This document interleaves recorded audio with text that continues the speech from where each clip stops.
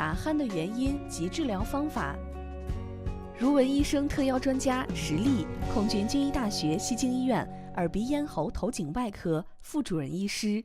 说起打鼾啊，其实我们知道啊，不仅小孩会打鼾，成人也会打鼾。那么打鼾的原因有很多种，可能我们最常见的打鼾原因呢，主要是和肥胖有关系。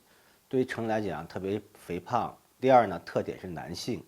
第三个特点是中年啊，就中年的肥胖男性是最常见打鼾的。